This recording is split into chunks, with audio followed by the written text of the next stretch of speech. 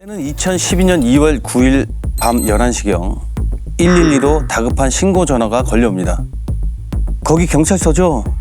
어머니가 돌아가신 것 같아요. 목에 피를 많이 흘린 것 같은데 빨리 집으로 좀 와주세요. 돌아가신 것 같다라는 말은 좀 미동이 없으신 상태에 목에서 피가 많이 나는. 상당히 심각한 상황 같은데요. 자녀분이 신고를 하신 상황인 건가요? 네, 신고자는 돌아가신 분의 아들 부부였습니다. 시골집에 혼자 사는 어머니가 전날 저녁부터 연락이 되지 않아 걱정스러운 마음에 찾아왔다가 피를 흘린 채 사망해 있는 걸 보고 신고한 상황이었습니다. 아이고, 혼자 살고 있던 분이셨군요. 전날 저녁부터 연락이 안 됐다고 하는 거 보니까 신고 직전에 일어난 일은 아닌가 보네요. 아, 그럼 어머니는 어떤 상태로 이제 발견이 되신 거예요? 집 안으로 들어가 보니까 아주 아수라장이었습니다. 온갖 물건들이 어지럽게 뒹굴고 있었는데 어머니는 안방 한가운데서 천장을 보며 반듯하게 누운 자세로 사망해 계셨고요. 시신 목 주변으로 많은 양의 피가 흘러나왔는데 자세히 보니 칼에 찔려 생긴 자창이 여러 군데 보였습니다. 시신이 굳고 혈흔이 말라있는 걸 봐선 사망한 지 하루 정도 지난 것으로 추정됐고요. 야, 하루 정도. 야, 너도 목에. 사실 목에 있는 자창은 진짜 치명적이잖아요. 근데 또 여러 군데였다고 또 하시는데. 이건 진짜 살해를 하겠다라고 작정하고 온 거 아닙니까? 그렇죠, 그렇죠. 집이 또 아수라장이었다고 하는 거 보면 몸싸움도 있었던 것 같기도 하고. 그러면 사인은 역시나 그 목의 자창 때문인가요? 네, 나중에 확인된 부검 결과 목 부위에서 확인된 자창만 총 17개였고요. 사인도 경부자창에 의한 실혈사였습니다. 방어흔도 오른쪽 집게 손가락에 칼에 베인 상처가 전부였고요. 17개요? 목에만? 시골집에 있는 혼자 사시는 어르신한테 그러게. 이렇게까지 해야 될 이유가 뭐가 있을까요? 방어운도 거의 없다는 거는 어머님이 손 쓸 틈도 없이 당했다. 그렇죠. 네. 뭔가 강한 원한이라도 있었던 걸까요? 그런데요, 계획 범죄라고 하기엔 현장에 남은 흔적들이 좀 맞지 않았다고 합니다. 그래요?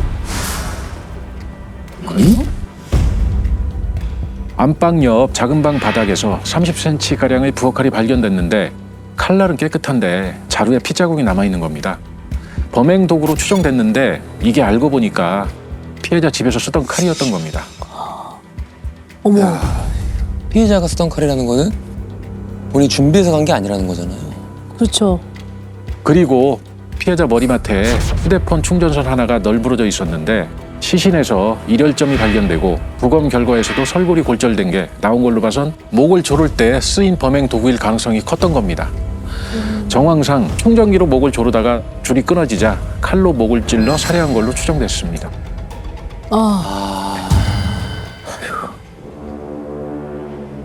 근데 설골이면 어디예요? 설골?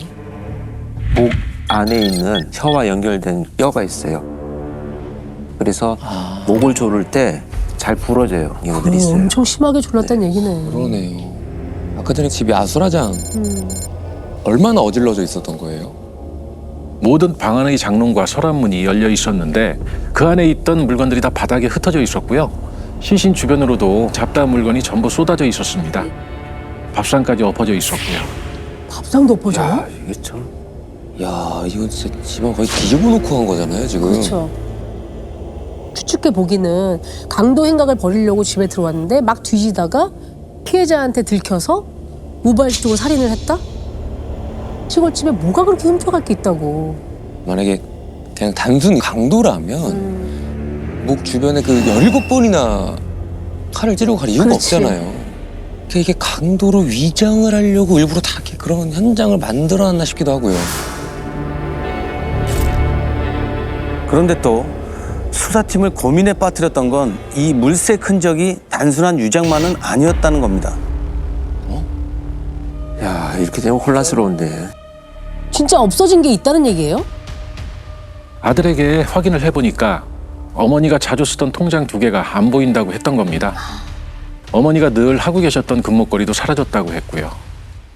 근데 이제 집에서 이 난리를 친 걸 보면 범인의 흔적이라는 게 또 어딘가 분명히 남아있을 것 같거든요.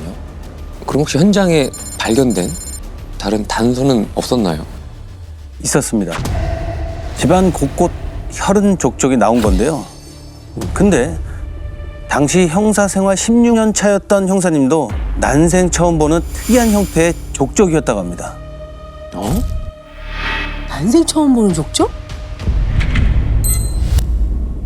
에? 저게 왜 족적이에요? 과수팀에서 감식을 해보니까 저게 양말은이었습니다. 혈흔을 확대해보니 양말 고유의 섬유 모양이 관찰된 겁니다.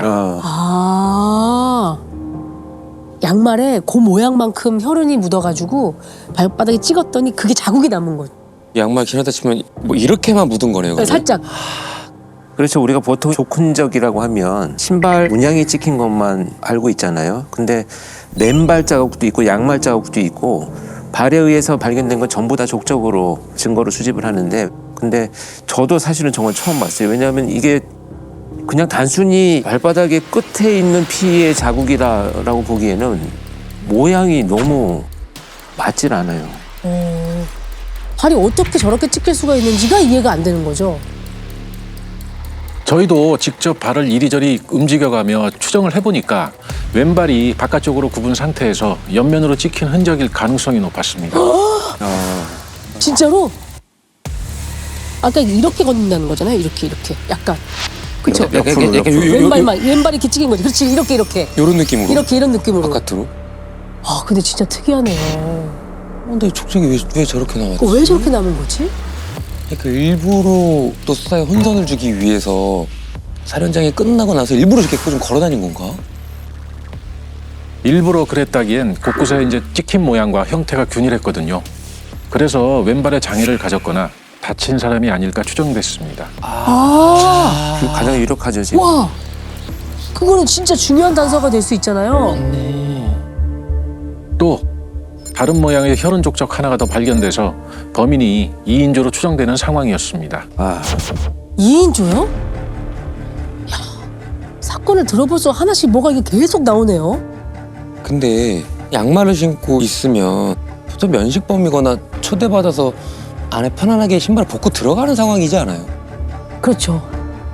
혹시 집에 침입 본 적이 있었나요? 없었습니다. 아들 부부가 처음 집에 도착했을 때 현관문은 열려 있었는데 잠금 장치가 훼손되지 않았다고 했고요. 현관문이 아닌 다른 곳으로 침입한 흔적도 없었습니다. 그래서 일단 저희도 면식범 쪽에 더 무게를 두고 수사를 진행했습니다. 그렇지.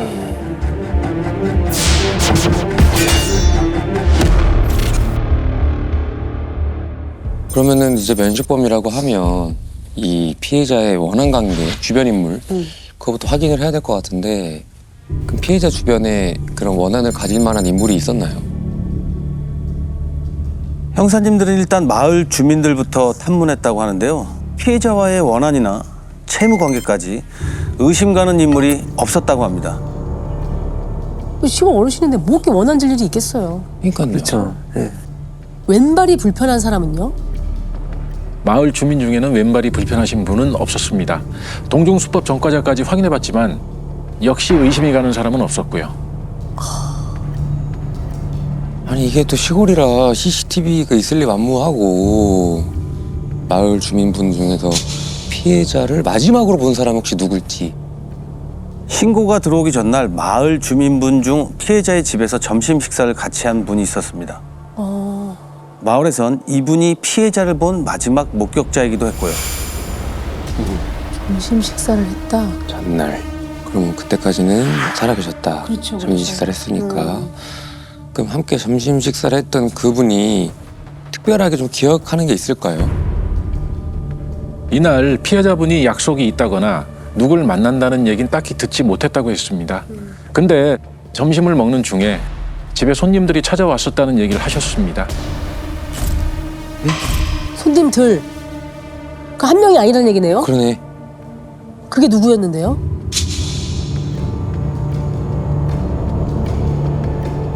종수라고 피해자 친구의 아들이라고 했습니다.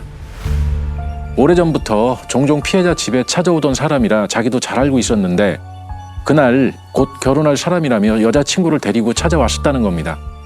손님이 왔길래 본인은 식사를 마치고 먼저 집으로 돌아갔다고 했고요.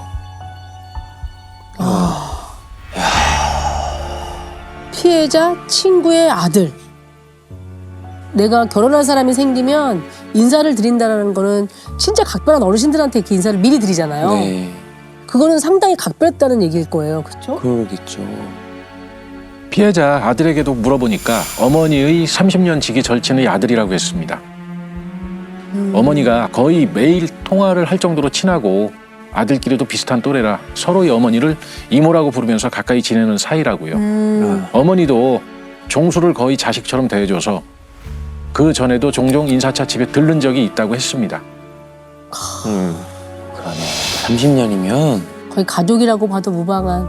그러면 결혼할 여자랑 같이 인사를 올 정도면 그 종수라는 사람도 피해자를 거의 부모님처럼 여겼나 보네요.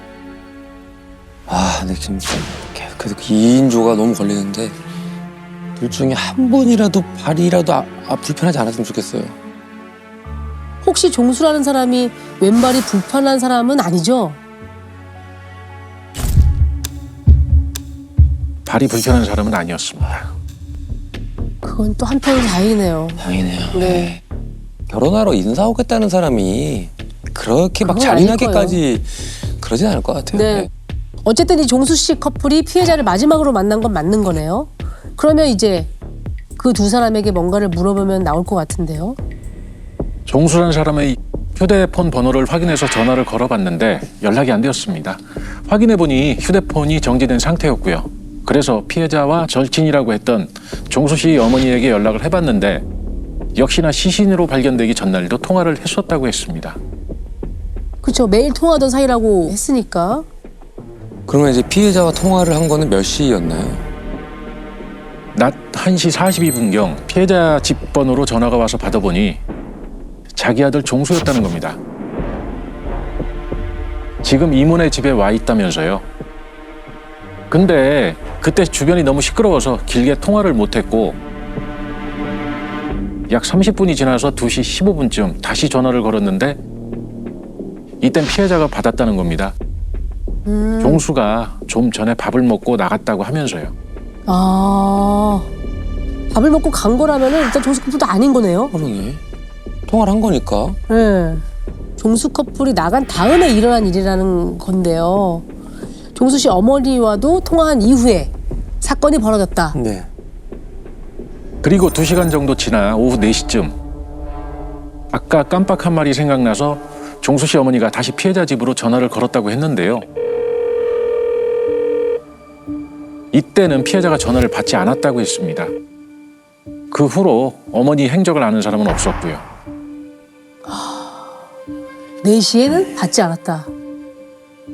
그럼 그 사이에 누가 찾아왔다는 거잖아요, 지금. 그 종수 씨가 밥을 먹고 간 2시 이후. 그렇죠. 그러면 이제 범행 시간이 2시 한 15분에서 4시 사이다. 그러면 완전 대낮 아니에요? 이야, 어떻게 이렇게 진짜 말 그대로 벌건 대낮에 이런 일을. 이 정도면 이제 저희가 얘기하고 있는 그 종수 커플 네. 예비 신혼부부가 나간 직후에 일이 벌어졌을 가능성이 크고 네. 밖에서 지켜보고 있다가 이 피해자가 혼자 남을 때까지 기다렸다. 혹시라도 종수 커플이 나오다가 뭔가 봤을 수도 있지 않나 하는 생각이 들거든요. 그럼 일단 그 커플부터 빨리 만나봐야 할 것 같은데요. 형사님들은 종수 씨를 만나기 위해 거주지인 아파트로 찾아갔는데 문이 잠겨 있고 인기척도 없었다고 합니다. 아 왜? 관리사무소를 찾아갔는데 여기서 또 묘한 얘기를 하는 겁니다. 그 집이 관리비와 전기료, 가스비 모두 몇 달 연체돼서 다 끊긴 상태라 골머리를 앓고 있다고요. 아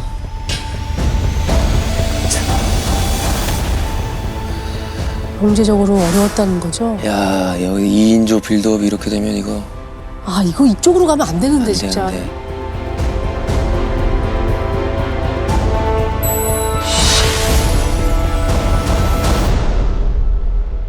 그러면 종수 씨 여자친구는요? 뭐 같이 연락이 안 된 건가요? 종수 씨와 같이 왔다던 여자는 신원을 확인할 수가 없었습니다. 혼인신고가 되어 있지도 않았고요. 심지어 종수 씨 어머니조차 아들이 만나는 여자가 있다는 얘기를 못 들었다는 겁니다. 아니 근데 종수 씨 어머니가 몰랐다는 건 너무 이상하잖아요. 이거는 너무 이상하다. 종수 씨 어머니도 모르는 약혼자를 이모라고 불렀던 그냥 그 친한 어르신께 인사를 드린다고요? 그거는 너무 이상하잖아요. 혹시나 해서 종수라는 사람의 전과 조회를 해봤더니 특수강도의 강간치상까지 전과 8범이었습니다. 굉장히 의심이 많이 되네요. 지금 왜냐면 뭐 연락도 안 되고 거기다 전과까지 있으면 이것도 얘기가 달라지잖아요. 그러니까요. 사건 이후에 종적을 감춘 것도 너무 이상하고 분명 뭔가 있는 것 같긴 한데요. 그래서 형사님들은 종수 커플이 거주하는 아파트 출입구와 엘리베이터의 CCTV부터 확인해 보는데요. 여기서 결정적인 장면 하나가 포착됩니다. 결정적인 장면? 뭐가 발견됐을까요? 피해자 집에 갔던 날 저녁 6시쯤 아파트에 귀가할 때 찍힌 모습을 보니 여자가 살짝 왼발을 절뚝이는 게 보였습니다. 이야, 족적이 야. 이렇게 풀리는구나. 지금부터 어머니의 친구를 살해한 것으로 추정되는 이 남성을 박종수라고 부르겠습니다. 이때부터 수사팀은 본격적으로 이날 박종수 커플의 이동 동선을 파기 시작하는데요. 수상한 정황들이 쏟아져 나왔다고 합니다. 아, 수상한 정황들이요? 쏟아져요? 아, 다시 피해자 집으로 들어간 게 뭔가 확인이 된 걸까요? 글쎄 뭐가 많이 나온 것 같아요. 네. 뭐였어요? 두 사람이 차가 없고 주로 버스를 타고 다녔다는 얘기를 들었는데요. 승하차 시간이 파악되면 피해자 집에 얼마나 머물렀을지 파악이 될 것 같은 겁니다. 그래서 박종수의 사진을 가지고 두 사람이 탄 버스를 수소문했는데 커플을 또렷이 기억하는 기사분이 계셨습니다. 아니 그 버스 기사님이면 손님이 한두 분이 아니었을 텐데. 근데 또렷하게 기억을 한다? 그러게요. 뭔가 기억할 만한 사건이 있었을까요? 그 커플이 피해자가 살던 마을에서 내리면서 이날 막차가 몇 시까지 있는지를 물어봤었는데 그때 마을 이름을 바뀐 행정구역명이 아니라 옛날에 쓰던 마을 이름으로 불러서 반가운 마음에 몇 마디 더 했다는 거예요. 그래서 더 기억에 남았다고 했고요. 기억에 남죠. 아니 너무 이상하다. 점심을 먹으러 온 사람이 막차 시간을 왜 물어봐? 그럼 그때까지 있을 생각이었다는 건데 애초에 그 전에 일찍 갈 생각이 이게 없었다. 없었다. 무슨 상황인지는 모르지만 내가 이 집에 더 머물 수도 있다. 이거를 계산한 거 아니에요? 그러면 낮에 잠깐 인사만 하러 온 건 아닌 것 같은데. 근데 아까 전에 귀가할 때 찍힌 CCTV가 네, 오후 6시경이었다고 했으니까 네. 일단 막차를 탄 것 같지는 않거든요.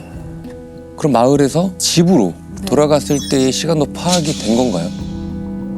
블랙박스로 확인해 보니 집으로 돌아가는 버스를 탄 시각은 오후 3시 40분으로 확인됐고요. 피해자 집에서 버스 정류장까지는 불과 도보로 10분 정도밖에 되지 않는 거리였습니다. 3시 40분이요? 방금 밥 먹고 나갔다고 하면서 피해자가 이 박종수 어머니와 통화한 게 약 2시 15분경이었다고 했거든요. 그러면 그 전에 나갔다는 얘긴데 3시 40분 버스를 탔다? 그런데 이 집에서 정류장까지는 10분 거리밖에 되지 않는다. 그러면 이제 2시 15분 이후에 버스를 탈 때까지는 1시간 반 정도가 어쨌든 빈 상황인 거잖아요. 그러면은 어쨌든 범행을 저지르기에는 시간이 충분하다라고 생각할 수 있는 거네요. 그렇죠? 맞습니다.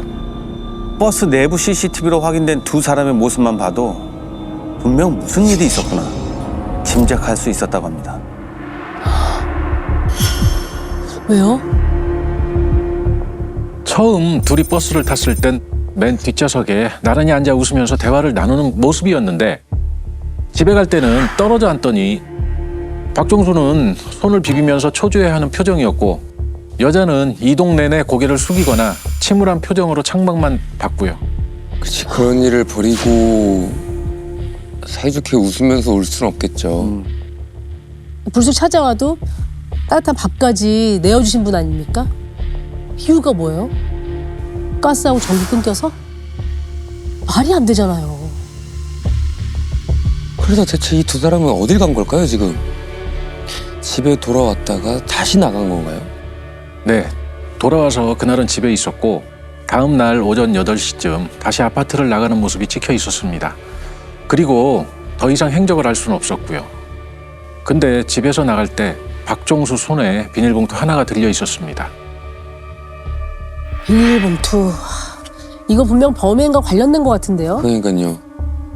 야, 이거 뭐 완벽한 증거인멸까지 시도를 한 거 아닙니까? 그래서 형사님들은 과감한 결단을 내립니다. 확실한 증거부터 잡아놓기로 한 건데요. 이제껏 나온 정황으로 압수수색 영장을 받아 박종수의 집을 수색하기로 한 겁니다. 아, 집부터요? 피해자의 상황이 너무 처참했기 때문에 본인한테도 피가 얼마나 튀었겠냐고요. 그렇게 문을 따고 집으로 들어간 형사님들은 가장 먼저 현관 바닥에 루미넬부터 뿌렸다고 하는데요. 문 열자마자 현관 바닥에? 바닥에요?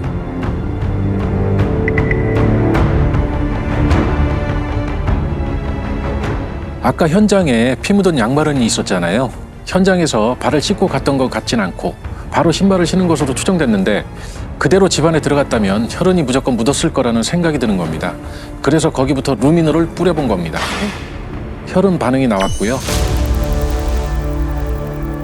집안을 수색해보니 피해자 집에 방문했을 때 입었던 것으로 추정되는 옷 일부가 있었는데 세탁이 된 상태였지만 거기서도 루미놀 반응이 나왔습니다. 진짜 나왔네. 증거가 나왔어. 나왔구나. 그 와중에 세탁하면 지워질 거라고 생각하는 거 아니죠? 그러니까요. 형사님들이 아파트에서 반경을 넓혀 수색한 결과 인근 과수원에서 비닐봉투를 찾아냈는데요. 우와. 찾았어? 그 안에서 핏자국이 남은 청바지와 양말이 나옵니다. 증거잖아요, 이거. 확실한 네. 증거죠. 확실한 증거죠. 훔친 금목걸이를 내놨는지 인근 금은방도 뒤져보고 피해자 통장 인출 기록도 확인했는데 아무것도 나오지 않았습니다. 시외버스 터미널 쪽에도 알아보니 둘이 같이 버스를 탄 걸 본 사람은 없었고요. 근데 좀 특이했던 게 탐문을 계속 하다 보니까 택시 기사들이 두 사람을 잘 알고 있더라고요. 기자들 사이에서 인꼬 부부로 소문이 났다는 겁니다. 인꼬 부부요? 왜요? 둘이 팔짱도 끼고 늘 다정하게 붙어 다녀 인꼬 부부로 소문이 났다는 겁니다. 범행이 일어나기 전날인 2월 7일까지도 그 둘을 본 택시기사가 있었는데 그 이후로는 두 사람이 보이지 않았다고 했고요. 그래서 혹시 운행하다가 두 사람을 보게 되면 꼭 연락을 달라고 부탁을 해두었습니다. 결혼을 위장해서 범행을 하는 줄 알았는데 나도 그 생각했었어요. 그게 아니라 진짜로 결혼을 앞둔 사람이었던 거네요. 그러니까 진짜 결혼해서 성실하게 살면 되는 거 아니에요? 예. 근데 왜 살인을 저지르냐고요? 왜? 형사님들이 택시 기사들을 만나 진술을 받은 게 밤 10시쯤이었다고 하는데요. 그로부터 5시간 뒤인 새벽 3시경 경찰서로 다급한 전화 한 통이 걸려옵니다. 나타났어요? 박 씨가? 저희가 탐문했던 택시 기사분이었는데요. 시내에서 운행을 하다가 얼핏 그 인꼬 부부를 본 것 같다는 겁니다. 그래서 저희 팀 형사가 시내로 달려갔는데 저 멀리 초등학교 앞에 남녀가 걸어가는 게 보였답니다. 여자는 다리를 절고 있었고요. 그래서 박종수 하고 불렀더니 남자가 무의식적으로 고개를 돌렸답니다. 그 후엔 곧바로 수갑 채워져서 경찰서로 오게 됐죠. 잡았네. 그게 그 살던 동네에서 멀리 가지도 않은 거네요. 한 명만 만약 잡혔으면 또 한 명을 또 찾아야 되니까 맞아요, 복잡할 맞아요. 수 있었는데 인권은 맞긴 맞았나 봐요. 둘이 같이 있었네요. 그러게요. 예. 범행은 순순히 인정을 했나요? 검거가 되자마자 자기가 죽인 게 맞다고 순순히 시인합니다. 대체 왜 그랬답니까? 돈 때문인가요? 네. 박 씨는 일정한 직업 없이 일용직을 전전했던 사람이었는데 금전적으로 어려운 상황에 처하자 돈을 빌려줄 거라 생각했던 어머니 친구를 찾아갔다고 했습니다. 근데 피해자가 미안하다, 나도 돈이 없다며 거절했다고 한 거죠. 아니, 정중하게 거절했으면 알겠습니다. 하면 되는 거지. 그래서 돈을 안 빌려줬다고 지금 이런 짓을 했다는 거예요? 박 씨 주장에 따르면 얘기를 잘 마무리하고 집을 나왔는데 여자친구가 피해자 통장 2개를 몰래 들고 나왔다는 거예요. 이건 좀 도리가 아니라는 생각이 들어서 다시 돌려주려 집에 갔는데 피해자가 갑자기 왜 바보 같은 여자애를 데리고 사냐고 화를 내면서 욕설을 퍼붓더랍니다. 그 말에 순간 화가 나서 피해자 목을 조르다 여자친구에게 칼을 가져오라 시켰고 그 이후론 정신없이 범행을 했다고 했습니다. 아, 거짓말 같아. 뭐야, 이거 말이 안 에이, 돼. 진짜. 야, 이게 진짜. 말도 안 되는 소리 생겼어. 아, 저는 안 그러려고 했는데 이 사람이 욕해서 그런 거예요라고 지금 말도 안 되게 우발적으로 또 가려고. 이것도 안 믿겨지지만 사실이라고 해도 그 여자친구도 있잖아요. 통장을 왜 훔치고 칼을 가져오란다고 또 가져와요? 아이, 말려도 시원찮을 판에 무슨. 혹시 이거 다 범인의 거짓말인가? 그런 것 같지는 않았던 게 여자친구가 지적장애 2급이었습니다. 그래서 박 씨가 시키는 대로 다 했던 걸로 추정됐고요. 범행 직전 왼쪽 발을 접질러서 특이한 양마른이 남았던 상황이었던 겁니다. 다 거짓말이에요. 맞아. 막차 시간 물어봤잖아요. 애초부터 뭔가 내가 진짜 이번에 집에 있는 거 챙겨갖고 나와야 되겠다. 수가 틀리면 나는 죽일 수도 있다. 이런 생각으로 간 거 아니겠어요? 맞습니다. 당시 함께 있었던 이웃 주민 진술에 의하면 박 씨가 곧 여자친구와 결혼할 거라고 얘기를 꺼냈을 때 피해자가 화를 내거나 여자친구를 조롱하는 말을 한 적은 없었다고 했습니다. 여자친구도 통장을 갖고 다시 집에 돌아갔을 때 피해자가 아무 말도 하지 않았다고 진술했고요. 피해자도 수중에 정말 큰 돈이 없는 상태였습니다.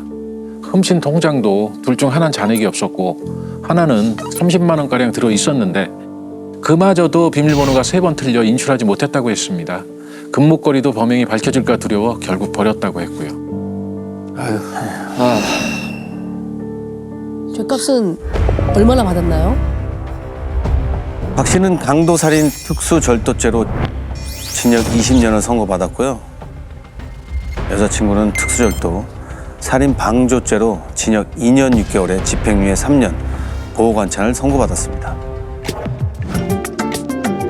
즐겨봐 이 채널.